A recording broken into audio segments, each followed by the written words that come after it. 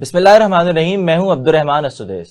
انسان اپنی پیدائش کے بعد اس معاشرے سے پہلا بڑا انٹریکشن اسکول میں کرتا ہے. اسکول کے بعد کالج کے بعد یونیورسٹی، اور یوں تمام مدارج طے کرنے کے بعد انسان معاشرے میں عملی قدم رکھتا ہے. ان تمام مدارج کو طے کرتے ہوئے اسے کن مسائل کا سامنا درپیش ہوتا ہے اور ان مسائل سے کیسے نپٹا جا سکتا ہے، انہی موضوعات پر گفتگو کرنے کے لیے پنجاب یونیورسٹی سے اردو لسانیات میں پی ایچ ڈی کرنے والے اور ایم اے کالج میں اسسٹنٹ پروفیسر کے عہدے پر اس وقت تعینات ڈاکٹر عاطف خالد بٹ کو ہم نے آج مدعو کیا ہے. ڈاکٹر صاحب بہت شکریہ، آج آپ نے ہمیں وقت دیا. ڈاکٹر صاحب، آپ کے خیال میں پاکستان کے تعلیمی نظام کے بنیادی مسائل کیا ہیں؟ تین اگر ان کو ہم کیٹیگریز میں ڈیوائیڈ کریں تو کون سے تین بنیادی مسائل ہیں؟ دیکھیں، یوں 3 4 5 کہنا تو میرے خیال میں مناسب نہیں ہے. ہمیں دیکھنا چاہیے کہ ہمارا تعلیمی نظام جو ہے وہ کوئی نظام ہے بھی یا نہیں، اور جسے ہم تعلیمی نظام کہتے ہیں اس کے ساتھ ایسے مسائل کون سے جڑے ہوئے ہیں جن کی وجہ سے اگر یہ مسائل نہیں ہے تو کیوں نہیں ہے. ہمارے ہاں بہت بڑا یا بنیادی مسئلہ تو یہ ہے کہ ہم نے آج تک 1947 سے لے کے آج 5 صدی گزر گئی، ہم نے کوئی بھی ایسی پالیسی نہیں بنائی جس میں بڑا حصہ ان لوگوں کا ہو جو تعلیم کے نظام کے بنیادی کارندے ہیں، یعنی وہ لوگ جو بنیادی طور پر تعلیم کے نظام سے وابستہ ہیں. میری مراد اساتذہ سے ہے. اور اگر ہم نے کوئی ایسی پالیسی نہیں بنائی تو یقیناً کوئی قابل عمل پالیسی نہیں ہوگی جو اب تک ہم نے پالیسیاں بنائی ہیں ان میں. اور پھر یہ ہے کہ ہم نے جو کچھ کیا ہے اب تک اس میں ہم نے ان مختلف مدارج کو سامنے نہیں رکھا جن مدارج کو باقی دنیا نے سامنے رکھ کے اپنے ہاں تعلیمی نظام بنائے ہیں. یعنی آپ یہ دیکھیے کہ پوری دنیا میں پرائمری کی جو تعلیم ہے، یعنی ابتدائی درجوں کی جو تعلیم ہے، اس کو سب سے زیادہ اہمیت حاصل ہے، اور پاکستان میں سب سے کم اہمیت پرائمری درجے یا ابتدائی تعلیم کو حاصل ہے. وہی بچے کے ایسے برس ہوتے ہیں جب اس کے ذہن کی تشکیل کی بنیادی اینٹیں رکھی جا رہی ہوتی ہیں. اگر آپ اس کو اہمیت نہیں دیتے یا اس کو کم اہمیت دیتے ہیں تو اس کا مطلب آپ ایک اچھی بنیاد نہیں رکھنا چاہ رہے. آپ کی بات کاٹتے ہوئے ایک مسئلہ جو شاید یونیسیف بھی جس کی نشاندہی کرتا ہے کہ 22.8 ملین پاکستانی بچے جن کی عمر 5 سے 16 سال کے درمیان ہے وہ آج بھی اسکولوں سے باہر ہیں. کیا آپ اسی طرف نشاندہی کرنا چاہ رہے ہیں کہ یہی مسئلہ ہے کہ بچے اسکول سے باہر ہیں، یا جو اسکول میں بچے پڑھ رہے ہیں زیر تعلیم ہے کیا ان کا بھی کوئی مسئلہ ہے؟ نہیں، دیکھیں، جو بچے اسکول سے باہر ہیں ان میں ایک بڑی تعداد ایسے بچوں کی ہے جو اسکول آئے تھے اور پھر چلے گئے گھروں کو واپس، یعنی انہوں نے تعلیمی نظام کو چھوڑ دیا. ایسے بچوں کو ڈراپ آؤٹس کہا جاتا ہے. تو یہ جو ڈراپ آؤٹس کے مسائل ہیں یہ الگ سے ہیں. جو بچے اسکولوں کے اندر موجود ہیں ان کے بہت سے مسائل ہیں. میں یونیورسٹی کے درجے کے کالج میں پڑھاتا ہوں تو مجھے پتا ہے کہ ہمارے ہاں 10ویں جماعت یا جسے عرف عام میں میٹریکولیشن کہتے ہیں، اس کے مرحلے سے گزرنے کے بعد جو بچے آتے ہیں وہ کتنے تیار ہوتے ہیں کالج یا یونیورسٹی کے درجے پہ تعلیم حاصل کرنے کے لیے. تو مسئلہ صرف وہ بچے نہیں ہیں جو اسکولوں سے باہر ہیں، بہت بڑا مسئلہ یا بہت سے مسائل جو بچے اسکولوں کے اندر پڑھ رہے ہیں. اور ان کے مسائل کو سمجھنے کے لیے میں پھر یہی کہوں گا کہ ہمیں ایسے لوگوں کی ضرورت ہے جو تعلیمی نظام کے بنیادی کارندے ہیں. ہم بنیاد کی اینٹ صحیح نہیں رکھ رہے اور توقع یہ کر رہے ہیں کہ اس کے اوپر جو عمارت بنے گی اسے بالکل ٹھیک ہونا چاہیے. فارسی میں کہتے ہیں کہ خشتے اول چن نہد معمار کج تا سریا می رود دیوار کج. اگر معمار نے، تعمیر کرنے والے نے بنیادی اینٹ خراب رکھ دی ہے تو پھر چاہے وہ آسمان کی بلندی تک چلا جائے دیوار ٹیڑھی ہی رہے گی، کیونکہ اس نے بنیادی اینٹ ٹیڑھی رکھی تھی. ہم بنیادی اینٹ ٹیڑھی رکھ کے اوپر سے دیوار کو سیدھا کرنا چاہ رہے ہیں. ڈاکٹر صاحب، کیا آپ سمجھتے نہیں ہیں کہ آج کل تو بڑا نمبرز کا ایک گیم ہے، اور جس طرح ہم نے بچپن میں خرگوش اور کچھوے کی کہانی سنی تھی تو اب لائق کچھوا تو نہیں ہے، لائق تو ہے خرگوش اور نالائق ہے کچھوا. اب لائق افراد تو بہت زیادہ ہیں. اس دفعہ جو میٹرک کے رزلٹ آئے ہیں یا انٹر کے رزلٹس آئے ہیں ان کے اندر ہم دیکھتے ہیں کہ ایک بڑی نمبر گیم ہے. 1092 تک 1100 تک نمبر لینے والے طلبہ بھی موجود ہیں. ایک بڑی تعداد 900 تک نمبر لے ہی لیتی ہے. تو اس کے باوجود آپ سمجھتے ہیں کہ ایسے افراد پھر بھی تیار نہیں ہو رہے جو اس معاشرے کے لیے کسی بھی سطح پر اپنا بہتر انپٹ دے سکیں؟ دیکھیں، آپ نے یہ جو بات کی ہے نا کہ 1100 میں سے 1092 نمبر لے لیے یا 1100 میں سے 1100 نمبر لے لیے، یہ پیمانے ہم نے بھی بنائے ہوئے ہیں، لیکن یہ پیمانے کسی کی قابلیت یا لیاقت کو جانچنے کے لیے نہیں ہیں. یہ پیمانے ہیں کسی کی یادداشت کو جانچنے کے لیے. याददाश्त, काबिलियत या लियाकत का एक बहुत छोटा सा हिस्सा है। उसके और भी बहुत से हिस्से हैं जिनकी तरफ हमारी तवज्जो नहीं जाती। और अगर ये 1092 और 1100 वाले मयार हैं काबिलियत का और लियाकत का, तो फिर हमारे मुआशरे में पिछले 10 साल से या 20 साल से ये जो भेड़चाल चल रही है कि लोग नंबर लेते जा रहे हैं धड़ाधड़ और उनके पास जो है असनाद या डिग्रियां आती जा रही हैं, तो उनकी बुनियाद पर मुआशरे में कोई बड़ी तब्दीली क्यों नहीं आई? उसकी बुनियादी वजह यह है कि नंबर जो रट्टे की बुनियाद पर लिए जाते हैं वो किसी तब्दीली के लिए बुनियाद फराहम नहीं कर सकते। ये हमने सोचा हुआ है। और जैसे मैंने पहले कहा है कि पूरी दुनिया जिन पैमानों को सामने रख के मामलात को आगे बढ़ाना चाहती है, हम उनसे बिल्कुल मुख्तलिफ पैमाने अपने सामने रखते हैं। और हमारे जो पैमाने हैं, दुनिया उन पैमानों को मानती ही नहीं है। ना नफ्सियात वाले उन पैमानों को मानते हैं, ना फलसफे वाले उन पैमानों को मानते हैं, और ना ही समाजी साइंसेस के जो दूसरे मजामीन हैं वो उन पैमानों को मानते हैं। और दुनिया में तरक्की या आगे बढ़ने के जो मामलात हैं उनमें यह देखा जाता है कि मुख्तलिफ तरह के उलूम जो इंसानी जिंदगी के मुख्तलिफ पहलुओं का मुशाहिदा या मुताला करते हैं वो क्या कहते हैं, उनमें क्या ऐसे असबाब हैं जिनको जेर बहस ला के ये देखा जाता है कि किसी मुआशरे को आगे बढ़ाने के लिए किन किन अवामिल ने कितना कितना किरदार अदा करना है। बदकिस्मती से हम उन अवामिल पे कोई तवज्जो नहीं देते। हम एक पॉलिसी बनाते हैं ब्यूरोक्रेट्स ठंडे कमरों में बैठ के, और वो कहते हैं कि बस इस पॉलिसी को नाफिज कर दीजिए। और जब उसका निफाज होता है तो जो नताइज निकलते हैं पौन सदी से आपके सामने हैं।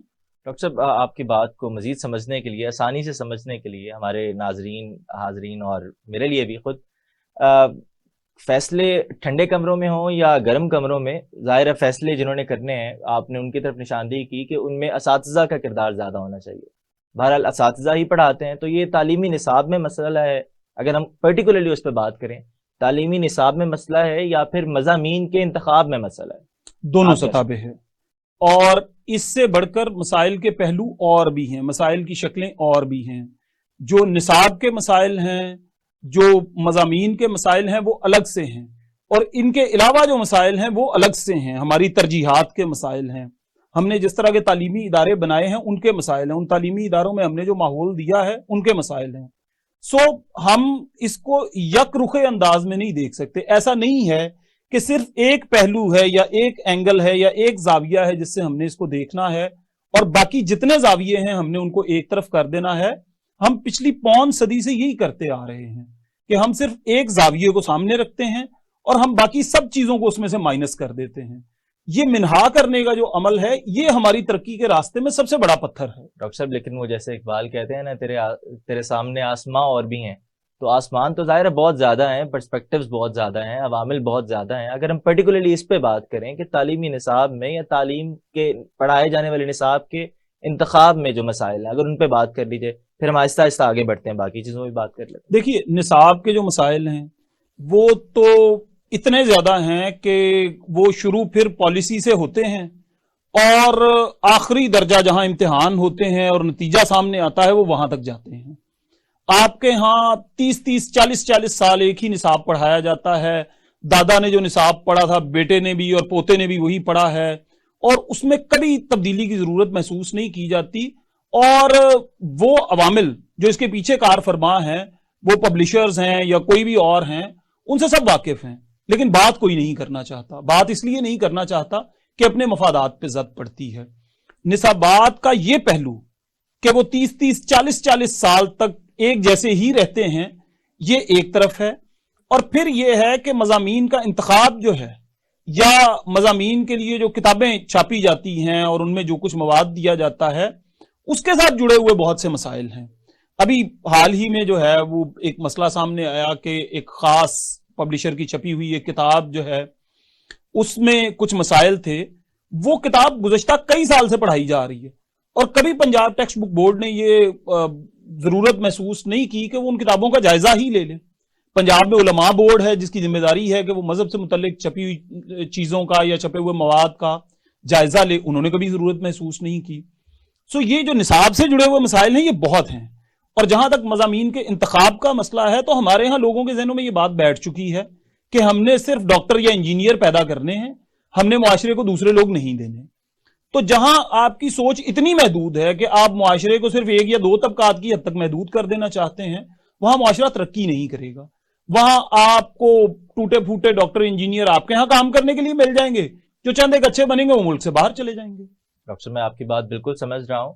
بہرحال 1947 میں پہلی پاکستان کی تعلیمی کانفرنس ہوئی، اس کے بعد 1949، 1959، 1970، 1972، 1992، 2010 اور اب 2021 میں بھی تعلیمی پالیسیز کا اجرا کیا گیا ہے.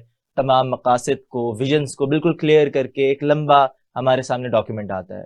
یہ ساری چیزیں ظاہر ہے کہ ایک تیسرے طبقے نے، جن کو ہم بیوروکریٹس کہتے ہیں، جنہیں ہمارے یہاں عمومی طور پر پڑھے لکھے افراد سمجھا جاتا ہے، کیونکہ وہ مقابلے کے امتحان کے بعد یہ ساری چیزیں کرتے ہیں، پالیسیز بناتے ہیں. تو اس کے باوجود کیا لیکنگ ہے؟ ڈاکٹرز انجینئر پہ تو ملبہ نہیں ڈالا جا سکتا. دیکھیں، پہلی بات تو یہ ہے کہ ہمارے ہاں یہ جو غلط فہمی پائی جاتی ہے کہ بیوروکریٹس پڑھے لکھے ہیں، میرے خیال میں ہمیں اس سے نکلنے کی ضرورت ہے. ہم نے ان کے سروس کارڈر کو ایک ٹیگ لگا دیا ہوگا کہ وہ سپیریئر سروس ہے. وہ سپیریئر سروس ہرگز نہیں ہے. ہم نے انہیں سپیریئر سروس بنایا ہے کیونکہ ملک کے نظام کا بڑا حصہ ان کے ہاتھ میں ہے، وسائل پر ان کا قبضہ ہے، معاملات کو چلانے کے لیے ہمیں دیکھنا ان کی طرف پڑتا ہے، اس لیے ہم انہیں سپیریئر سروس کہتے ہیں. ورنہ 14 پڑھ کر آنے والا بندہ جو ہے وہ کہاں کا سپیریئر ہے؟ اور اس کے مقابلے میں جو استاد کی نوکری ہے وہ تو شروع ہی 16 جماعتوں کے بعد ہوتی ہے، اور آپ کو پی ایچ ڈی کیے ہوئے بے شمار لوگ جو ہے کالجوں اور یونیورسٹیوں میں مل جائیں گے. تو اس لیے اس بات کو ایک طرف رکھیے کہ وہ پڑھے لکھے ہیں، وہ پڑھے لکھے ہیں صرف ایک خاص حد تک، اس سے آگے معاملات کو وہ نہیں دیکھ سکتے. اگلی بات یہ ہے کہ تعلیمی پالیسی میں ان کی انپٹ بہت کم ہے جو اصل میں اس نظام کے ساتھ جڑے ہوئے ہیں، یعنی اساتذہ، اور ان لوگوں کی انپٹ بہت زیادہ ہے جنہیں اس نظام کے بارے میں پتہ ہی کچھ نہیں ہے.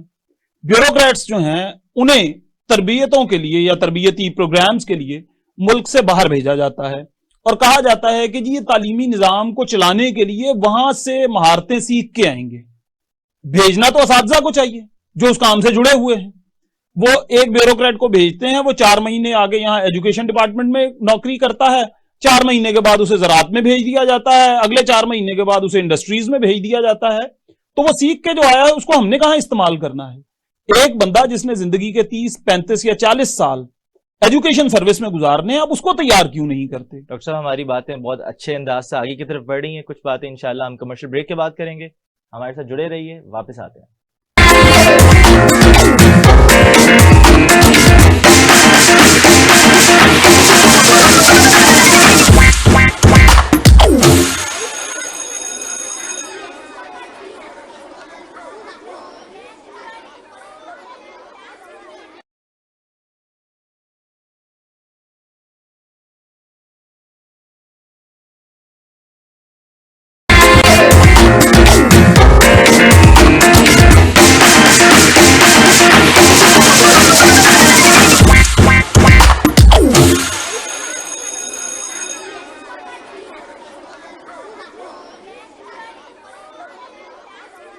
ویلکم بیک ناظرین. ہم آج گفتگو کر رہے ہیں تعلیمی سٹرکچر کے حوالے سے اور اس کو درپیش مسائل کے حوالے سے. ڈاکٹر صاحب، ابھی ہماری جو بات چیت چل رہی تھی، سارا ملبہ ڈال دیا ہم نے بیوروکریٹس پر، سیاستدانوں پر، ججز پر، سب پر ڈل گیا ملبہ. یہ جو اساتذہ ہیں، جو مین اعلی کار ہیں یا مین اس کو چلانے والے ہیں اس نظام کو، ان کا بھی تو کوئی قصور ہوگا. آپ کا اس حوالے سے کیا کہنا؟ آپ خود ایک استاد ہیں. آپ لوگ، ظاہر ہے کہ بچہ اگر اس کے مزید اس بات کو سمجھنے کے لیے، بچہ صبح اٹھتا ہے 8 سے 2 تک اسکول میں اور اس کے بعد 4 سے 8 تک اکیڈمی میں. پہلی جگہ بھی استاد، دوسری جگہ بھی استاد. 8 گھنٹے اگر وہ سو جاتا ہے، 2 گھنٹے کھانے پینے کے نکال لیں، باقی کاموں کے نکال لیں، 4 گھنٹے اس کے بعد بچتے ہیں اپنے والدین کے لیے. سب سے زیادہ انٹریکشن اس کا اساتذہ کے ساتھ ہے. کیا سمجھتے ہیں آپ؟ دیکھیں، اساتذہ بہت حد تک ذمہ دار ہیں تعلیمی نظام کی خرابی کے لیے بھی اور معاشرے کی خرابی کے لیے بھی. لیکن دیکھنا یہ ہے کہ جن کو آپ نے نوکریاں دی ہیں استاد کہہ کے، کیا وہ استاد ہیں یا استاد کہلانے کا حق رکھتے ہیں؟ آپ نے پبلک سروس کمیشن کے ذریعے اگر سرکاری نوکری ہے تو کچھ لوگ اٹھائے اور ان کو آپ نے کہا کیونکہ آپ کے ہاتھ میں ڈگری ہے لہٰذا یہ لیجئے نوکری کا پروانہ اور جا کے لوگوں کی ذہن سازی شروع کر دیجئے. پرائیویٹ سٹرکچر میں تو اس کی بھی زحمت گوارا نہیں کی جاتی. وہاں پہ وہ کہتے ہیں اچھا آپ ہمارے جاننے والے ہیں یا آپ ایک اچھے ملازم ثابت ہو سکتے ہیں تو آئیے آگے لوگوں کی ذہن سازی کیجئے. اس طرح کے لوگ جو ذہن سازی کر رہے ہیں وہ قوم آپ کے سامنے ہے. مسئلہ بنیادی یہ ہے کہ استاد بنانے کے لیے باقی دنیا میں تربیت کا انتظام کیا جاتا ہے. یہ نہیں کیا جاتا کہ ایک بندے کو کاغذ کا ایک ٹکڑا تھمایا اور اسے کہا کہ چلیں جا کے آپ لوگوں کی ذہن سازی کا عمل شروع کر دیں.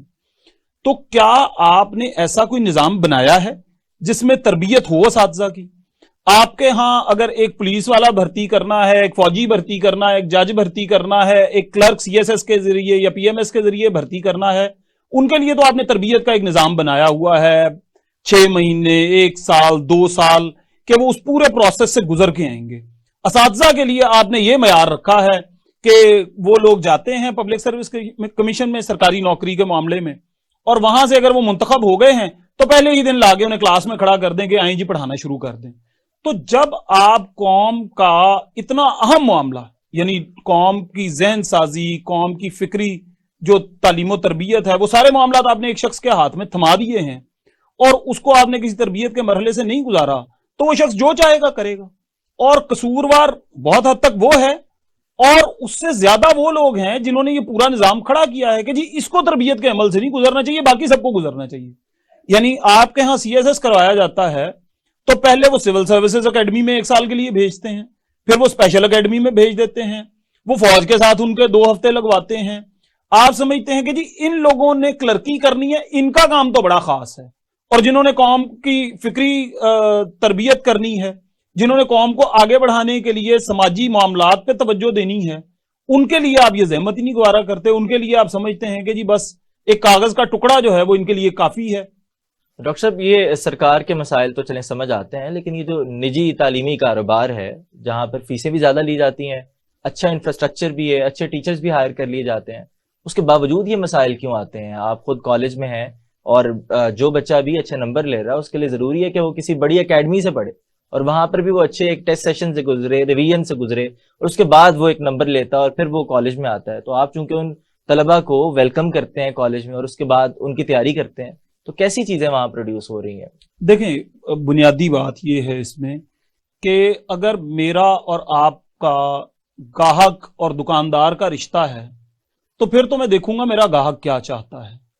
تو تعلیمی ادارے جو نجی ہیں ان میں تو یہی ہوتا ہے، ان کے لیے شاگرد یا اس کے ماں باپ جو ہیں، یا طالب علم اور اس کے ماں باپ جو ہیں، وہ گاہک ہیں، اور تعلیم دینے والا استاد ہو یا اس پورے ادارے کو چلانے والا ادارے کا مالک ہو یا مینیجر ہو یا پرنسپل ہو، وہ دکاندار ہے.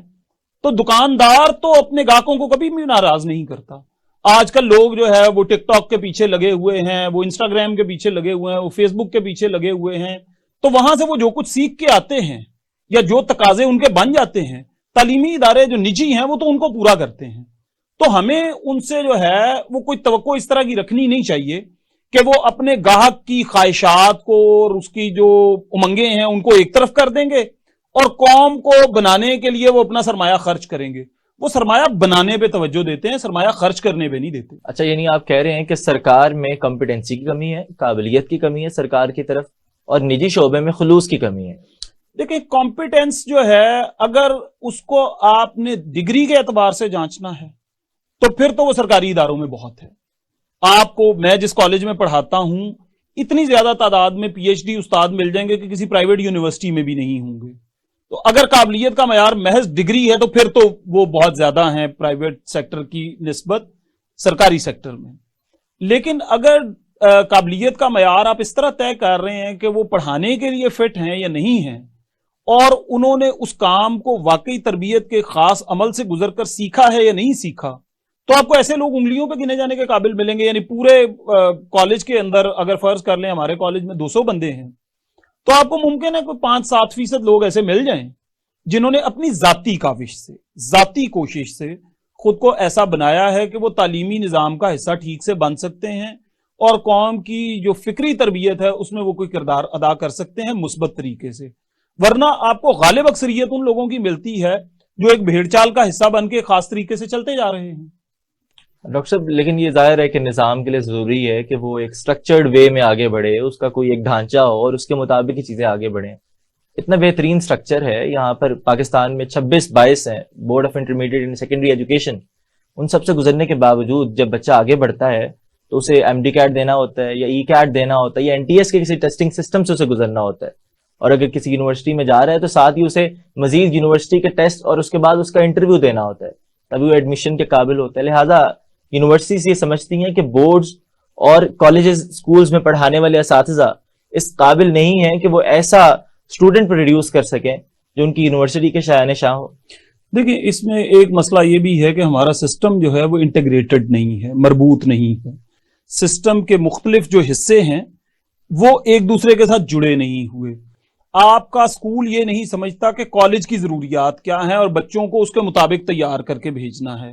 آپ کا کالج یہ نہیں سمجھتا کہ یونیورسٹی کی ضروریات کیا ہیں، اس کے مطابق تیار کر کے ہم نے ان کو آگے بھیجنا ہے. آپ کی یونیورسٹی اس بات سے ناواقف ہے کہ یونیورسٹی میں جو لوگ تعلیم حاصل کرنے انہوں نے آگے جا کے اسکول میں پڑھانا ہے. سو یہ جو وشیس سرکل ہے، یہ جو ایک شیطانی چکر ہے، یہ ہم سب نے مل کے بنایا ہے. اور ایسا نہیں ہے کہ جی کوئی ایک طبقہ جو ہے وہ تو سارا کچھ کر رہا ہے اور کوئی دوسرا طبقہ جو ہے وہ صرف مظلوم بن کے بیٹھا ہوا ہے. یہ سارے اس شیطانی چکر کو چلانے میں ایک دوسرے کے ساتھ پوری طرح تعاون کر رہے ہیں. مسئلہ اس میں یہ ہے کہ ہم نے اس کی ضروریات کو، اس کے تقاضوں کو ٹھیک سے سمجھا ہے یا نہیں سمجھا. آپ کے ہاں یہ جو ٹیسٹنگ سسٹم ہے جس کی طرف آپ نے بھی اشارہ کیا ہے، وہ این ٹی ایس ہو، ایم ڈی کیٹ ہو یا کوئی بھی اور ہو، اس کے ساتھ جو مسائل جڑے ہوئے ہیں وہ پھر وہی ہیں کہ آپ نے جو ہے وہ سیٹیں آپ کے پاس جو ہے فرض کریں میڈیکل سائنس کے لیے کالجز میں جو سرکاری کالجز ہیں وہاں پہ سیٹیں ہیں 500 اور آپ نے 1500 بچوں کو جو ہے وہ 99% یا 98% نمبر دے دیے ہیں، تو وہاں پہ کیا کیا جائے گا؟ آپ نے قابلیت کا کوئی پیمانہ طے نہیں کیا، آپ نے رٹا دیکھا ہے. خیر انہوں نے بھی رٹا ہی دیکھنا ہوتا ہے. تو اب یہ پورے کا پورا نظام جو ہے وہ بوگس ہے اور اس بوگس نظام کے اندر ہر ایک اپنا حصہ بقدر جسہ ڈال رہا ہے اور اس میں سے جتنا اس کی طاقت ہے اس کے مطابق شیئر لے رہا ہے. وہ جو لائنز شیئر انگریزی کا محاورہ ہے اس کے مطابق اپنا چنک وہ نکال لیتا ہے اس میں سے. اچھا ڈاکٹر صاحب، کہا یہ جاتا ہے کہ اسٹوڈنٹس کو پڑھنے میں اور اساتذہ کو پڑھانے میں جو مسائل درپیش ہوتے ہیں ان میں ایک اہم مسئلہ زبان کا بھی ہے، کیونکہ ہمارے گھروں میں اردو بولی جاتی ہے یا اس کے علاوہ علاقائی زبانیں ہیں جو بولی جاتی ہیں. کوئی براوی بولتا ہے، کوئی بلتی بولتا ہے، کوئی پنجابی بولتا ہے، کوئی ہماری سندھی زبان بولتا ہے، کوئی بلوچی بولتا ہے. جبکہ یہاں آتے ہیں تو اے فار ایپل، بی فار بال اور اس کے بعد سی فار کیٹ ہوتا ہے اور ساری زندگی انہی لفظوں کو بناتے بناتے گزر جاتی ہے. نہ اس میں سوچتے ہیں، نہ خواب آتے ہیں، نہ خیال آتے ہیں. تو اس میں تو نہیں مسئلہ شاید؟ اس میں ابتدائی درجے کے مسائل ہیں اس میں بھی، اور وہ ابتدائی درجے کے مسائل یہ ہیں کہ دنیا بھر میں یہ سمجھا جاتا ہے کہ ابتدائی درجے کی جو تعلیم ہے وہ مدر ٹنگ کہہ لیجئے یا نیٹو لینگویج کہہ لیجئے یا آپ جو بھی اسے نام دے لیں وہ اس میں دی جاتی ہے. آپ کے ہاں ایسا کوئی نظام ہی نہیں ہے. لاہور میں بیٹھا بندہ پالیسی بنا رہا ہے کہ ڈی جی خان میں بیٹھا ہوا بچہ جو ہے وہ کیا پڑھے گا. لاہور کے سیکریٹریٹ میں یا کسی بھی اور جگہ پہ ایک ٹھنڈے کمرے میں بیٹھا ہوا بابو جو ہے وہ یہ فیصلہ کر رہا ہے کہ لیا کے ایک چھوٹے سے اسکول میں بیٹھا ہوا بچہ جو ہے فلاں چیز پڑھے گا. اب لاہور میں بیٹھے ہوئے اس بابو کو یہ نہیں پتا کہ وہاں کی لوکل ریکوائرمنٹس کیا ہیں، جو مقامی ضروریات ہیں وہ کیا ہیں. وہ لیا میں بیٹھے ہوئے ایک استاد کو پتا ہے، ممکن ہے لیا میں بیٹھے ہوئے ایجوکیشن آفیسر کو بھی پتا ہوں. تو ہم اس نظام کو نیچے کیوں نہیں لے کے جاتے، ڈی سینٹرلائز کیوں نہیں کرتے؟ ہم ایسا کیوں نہیں کرتے کہ تعلیمی پالیسی جو اس درجے کی ہے وہ تحصیل کی سطح پہ طے ہو یا ضلع کی سطح پہ طے ہو. ایک ضلع فیصلہ خود کرے کہ اسکول کے اندر کتنے بچے اس سال انرول ہوئے ہیں، ان میں سے کون سے بچے کس زبان سے جڑے ہوئے ہیں، وہ بنیادی تعلیم اس زبان میں حاصل کریں تاکہ ان کے ذہنوں میں زبان کا ایک ڈھانچہ بن جائے، اور اس کے بعد وہ اردو سیکھیں، وہ انگریزی سیکھیں، وہ عربی فارسی جو مرضی سیکھیں، وہ اس عمل میں آگے بڑھتے جائیں. لیکن ہم اس بات پہ بضد ہیں کہ نہیں، وہ بچہ جو ہے جو گھر میں اپنی ماں سے سرائکی بول رہا ہے یا پشتو بول رہا ہے یا پنجابی بول رہا ہے یا براوی بلتی اور شنا اور جو مرضی وہ بول رہا ہے، ہم نے اس کو انگریزی پڑھانی ہے. انگریزی اس کے ارد گرد کہیں نہیں ہے، ہم زبردستی اسے انگریزی پڑھانا چاہتے ہیں. ایسے بچوں کا ڈراپ آؤٹ ریٹ بہت زیادہ ہے. آپ سرکار کی اپنی رپورٹس اٹھا کے دیکھ لیجیے. اچھا ڈاکٹر صاحب، ظاہر ہے کہ ہماری اپنی زبان نہیں ہے، ہمارے کلونیل پاورز کی وہ زبان رہی ہے اور ہے بھی، لیکن آپ کیا سمجھتے ہیں کہ ایک مشکل زبان میں جب ہم آتے ہیں، ایک چیلنجنگ جگہ پر بچہ انٹر ہوتا ہے اور چیلنج سے وہ ساری زندگی اس سے ویسے بھی چیلنجز کا سامنا رہتا ہے، تو چیلنجز کو فیس کرتے ہوئے جب وہ سوال پوچھتا ہے, سوالوں کے جواب اسے ملتے ہیں, تو اس سے تو اس کی شاید کریٹیکل تھنکنگ ڈیولپ ہوتی ہو, اس وجہ سے انگریزی میں پڑھایا جا رہا ہو. آپ اس بات کو نہیں سمجھ پا رہے, یا میں سمجھا نہیں پا رہا کہ بات ہم کر رہے ہیں چھوٹے بچے کی, جو زندگی کے ابھی اس فیز سے گزر رہا ہے جو اس کے فارمیٹیو ایئرز ہیں, یعنی اس کے ذہن کی تشکیل ہو رہی ہے. ابھی وہ کسی دوسرے کی بات کو نہیں سمجھے گا, ابھی وہ اپنی ماں کی زبان کی بات کو سمجھ سکتا ہے. آپ اسے جب تک اس زبان میں نہیں سکھائیں گے وہ بات کو سمجھ ہی نہیں پائے گا پوری طرح سے. میرے اپنے گھر میں یہ ہوا ہے کہ میری بیٹی جو ہے جب وہ بہت چھوٹی تھی تو ایک روز وہ قاعدہ پڑھ رہی تھی, تو اس نے قاعدہ پڑھتے ہوئے کہا بابا آر فور خرگوش. تو میں نے اسے کہا کہ بیٹا آر فور خرگوش نہیں, آر فور ریبٹ ہوتا ہے. اس نے کہا بابا آپ کو بالکل سمجھ نہیں آتی. وہ گئی اپنا دوسرا قاعدہ لائی, اس میں ویسا ہی ایک خرگوش بنا ہوا تھا جو خے سے خرگوش تھا. اس نے کہا دیکھیں یہ تصویر یہی ہے. میں نے کہا جی یہی ہے. اس نے کہا یہ خرگوش ہے. میں نے کہا جی ہے. تو اس نے کہا پھر یہ خرگوش کیوں نہیں ہے. اب ہم ان مسائل کو بالکل نہیں سمجھتے. پوری دنیا میں یہ بات اب سے 100 سال پہلے سمجھ لی گئی تھی کہ چائلڈ سائیکالوجی باقی سائیکالوجی سے مختلف سبجیکٹ ہے. ہم نے اب تک اس پہ غور نہیں کیا, اور ہم نے غور نہیں کیا اس لیے آج بھی ہم اسی حال میں ہیں. ہم اگلے 300 400 500 سال اسی حال میں رہیں گے اگر ہم نے اس چیز پر غور نہ کیا اور اس کو درست کرنے کے لیے کچھ اقدامات نہ کیے. ڈاکٹر صاحب آپ کی ساری باتیں سمجھ بھی آ رہی ہیں. ہمارے ناظرین کے لیے مزید آگے کے لیے کہ سوشل کنسٹرکٹ جو ہمارا ہوتا ہے وہ ظاہر ہے کہ سب سے پہلے والدین طے کرتے ہیں کہ بچے نے کیا بننا ہے, کیسے بننا ہے, کتنے نمبر لینے ہیں. ایون بچہ خود بھی اپنے لیے نہیں سوچ رہا ہوتا کہ 1100 میں سے 1100 لینے ہیں یا 1102 لینے ہیں یا 1095 لینے ہیں, یا اگر 500 بھی لے گئے تو کام چلے گا, 40% بھی آگے تو ایڈمیشن ہو جائے گا اگر ہو سکتا ہو تو. والدین اس طرف رہنمائی کرتے ہیں, تو قصور والدین کا ہے کہ زیادہ پمپ کر دیا جاتا ہے بچے کو. بالکل ہے. والدین کو آپ بری ذمہ ہرگز قرار نہیں دے سکتے. اس کی وجہ یہ ہے کہ دیکھیں ان کے ہاتھ میں ہے کہ وہ بچے کو کیسا بنانا چاہتے ہیں. بچے نے 3-4 سال کی عمر میں اسکول جانا ہے, اس سے پہلے تو وہ ان کے پاس ہے. اور خاص طور پہ جو ذہن کی بنیادی تشکیل ہے یا جو بنیادی اینٹ ہے وہ تو ماں باپ نے رکھنی ہے. ایک بچہ جو ہے اس کی پیدائش سے پہلے کا وقت جو ہے جب وہ ابھی دنیا میں نہیں آیا ہوتا وہ بھی بہت اہم ہوتا ہے. بدقسمتی سے ہمارے ہاں کسی قسم کی منصوبہ بندی کا رواج ہی نہیں ہے, اور ہم ساری باتیں خدا پہ ڈال کے خود کو بری ذمہ قرار دے لیتے ہیں. ہم کہتے ہیں کہ فلاں چیز خدا کی مرضی, فلاں چیز خدا نے چاہا تھا. خدا نے یہ نہیں چاہا تھا, یہ ہم نے چاہا تھا. خرابیاں ساری ہم پیدا کرتے ہیں, ہم ڈال خدا پہ دیتے ہیں. والدین کو میں بنیادی طور پہ یہ سمجھتا ہوں کہ اس بات کا کوئی حق نہیں ہے کہ وہ بچے کی جگہ پہ کھڑے ہو کے اس بات کا فیصلہ کریں کہ اس نے پڑھنا کیا ہے, اس نے بننا کیا ہے, اس نے کس طرح سے آگے بڑھنا ہے. بنیادی چیزیں وہ سمجھا سکتے ہیں, سکھا سکتے ہیں, وہ ان کا فرض ہے, ان کی ذمہ داری ہے, وہ اس سے جان نہیں چھڑا سکتے, لیکن وہ اس کے سر پہ مسلط نہیں ہو سکتے. وہ یہ نہیں کہہ سکتے کہ ہماری مرضی ہے کیونکہ میں زندگی میں ڈاکٹر نہیں بن پایا, میں پیچھے رہ گیا تھا, تم میری خواہش پوری کر دو. اس طرح کی خواہشیں پوری کروانے کے لیے بچوں کو جو ہے وہ تجربات والے وہ مینڈک نہ بنائیں جو بایولوجی لیب میں پڑھے ہوتے ہیں. بچوں کو آگے بڑھنے کے لیے مواقع فراہم کریں, یہ ماں باپ کی بنیادی ذمہ داری ہے. ڈاکٹر صاحب سب سے زیادہ سنسیئر لوگ ایک بچے کے لیے اس کے والدین ہیں, جو اس کے حوالے سے سوچتے ہیں, اسے اس دنیا میں لانے کی وجہ بنتے ہیں اور اس کے حوالے سے ظاہر بہتر سمجھ رہے ہوتے ہیں. تو کیا ان کی محبت میں شدت یا ان کی کوئی کمی یا احساس محرومی یا کوئی اور کمپلیکس, یہ اس طرح کی وجوہات بنتی ہیں؟ دیکھیں یہ جو معاملہ ہے نا کہ وہ مخلص بہت ہیں اور ان کی محبت بڑی پاک ہے اور ان سے زیادہ اس کا بھلا کوئی نہیں چاہتا, یہ ساری جذباتی باتیں ہیں. ان جذباتی باتوں کا علمی معاملات سے کوئی لینا دینا نہیں ہے, پہلی بات. دوسری بات یہ ہے کہ ممکن ہے وہ کسی نفسیاتی مسئلے کا شکار ہوں اور اپنی جو نفسیاتی ضروریات ہیں ان کو پورا کرنے کے لیے نہ چاہتے ہوئے وہ اس بچے کو بلی کا بکرا بنا رہے ہیں.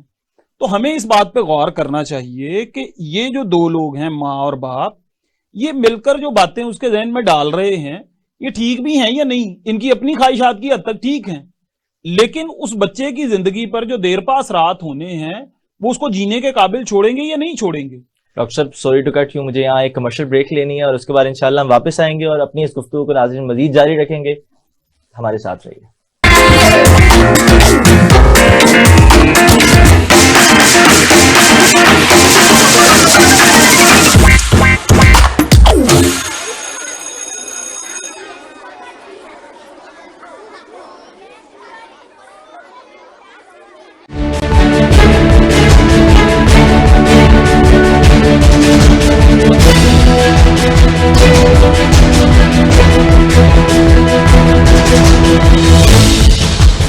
वेलकम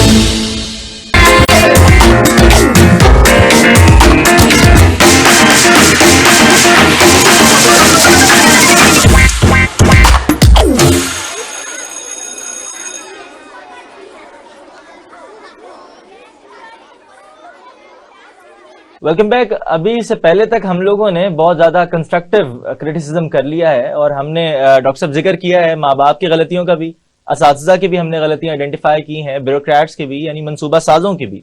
तमाम चीजों के बाद अगर हम अब इस तरफ आए कि हल क्या है, कैसे तब्दीली आएगी? देखें, हल के लिए पहले तो हमें रुकना होगा। जो हमने एक दौड़ लगाई हुई है उससे बाज आना होगा और ठहर के सोचना होगा कि हम चाहते क्या हैं, हम किस समत में जाना चाहते हैं। हमारे मसाइल की बुनियादी वजह यह है कि हमने समत का तयन नहीं किया। हमें पहले तो समत का तयन करना पड़ेगा। हम सिर्फ मजदूर पैदा करना चाहते हैं। डॉक्टर साहब सॉरी टू कट यू, यहाँ पर मैं आपको तालीमी पॉलिसीज का अगर एक चंक बता दूं तो उससे ज़ाहिर बात हम बेहतर कर सकें। तालीमी पॉलिसीज में जो मकासद हैं, 3 मकासद बिल्कुल वाजे हैं। फर्स्ट वन इज कि हम नेशनलिस्ट यानी हुब्बुल वतन लोग पैदा करना चाहते हैं। दूसरा ये कि इस्लाम से मोहब्बत करने वाले लोग पैदा करना चाहते हैं।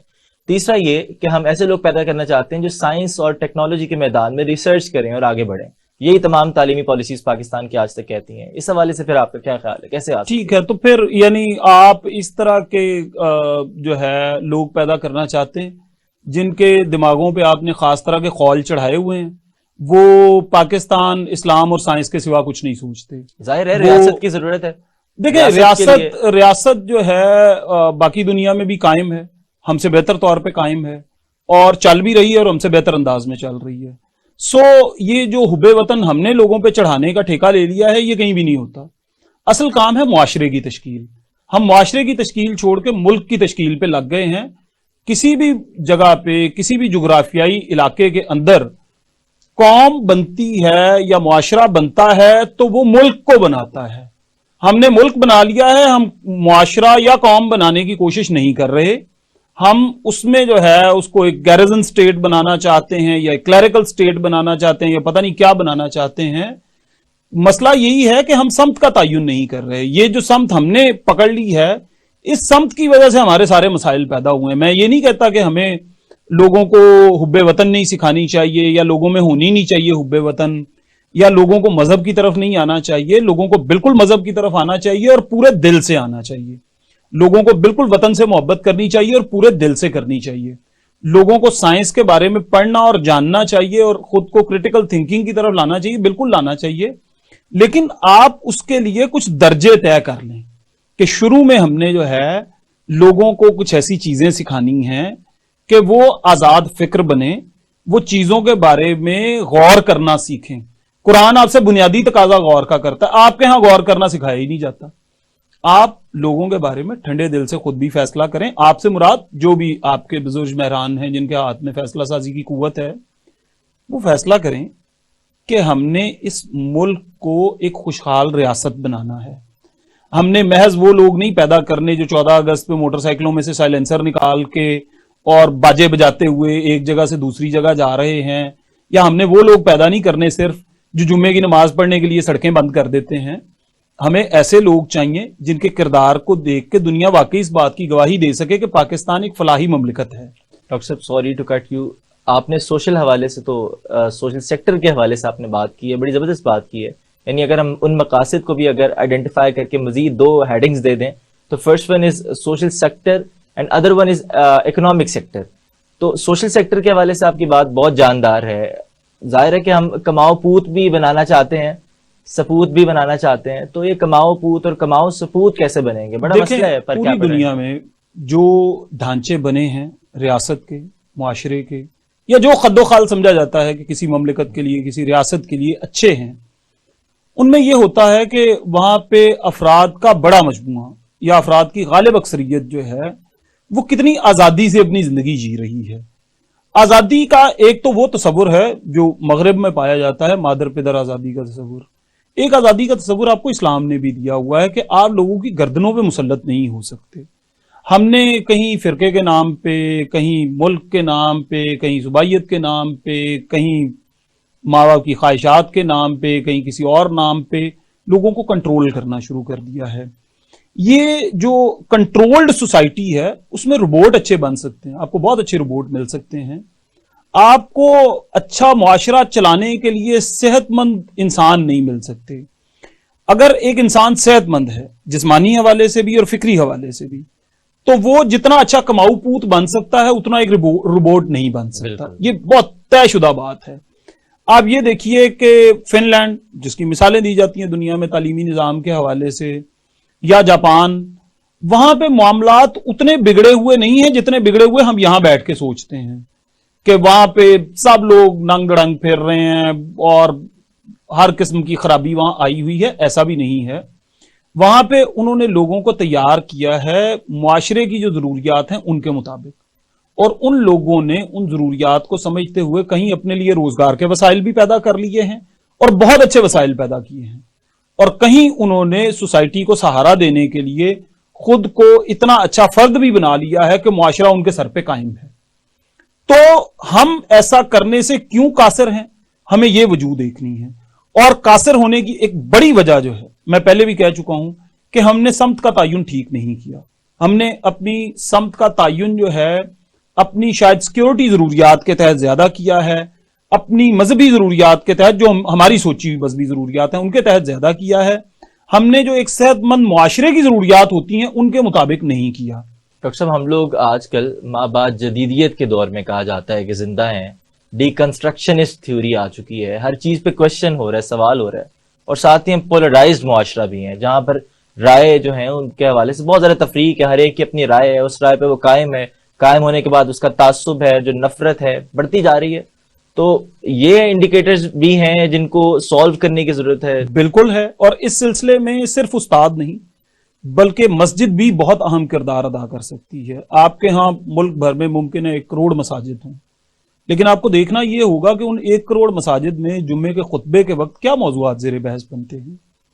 اور اگر موضوعات صرف غسل اور وضو تک محدود ہیں اور جو آپ کے سماجی مسائل ہیں, جو آپ کی نوجوان نسل کے فکری مسائل ہیں, وہ اس خطبے کا موضوع نہیں بن رہے, تو آپ یہ کیسے کہہ سکتے ہیں کہ معاشرہ جو ہے وہ ایک مثبت سمت میں جا رہا ہے, یا معاشرے کی غالب اکثریت جو ہے اس کے جو اعمال ہوں گے, اس کے جو افعال ہوں گے وہ مثبت کسی سانچے میں ڈھل جائیں گے.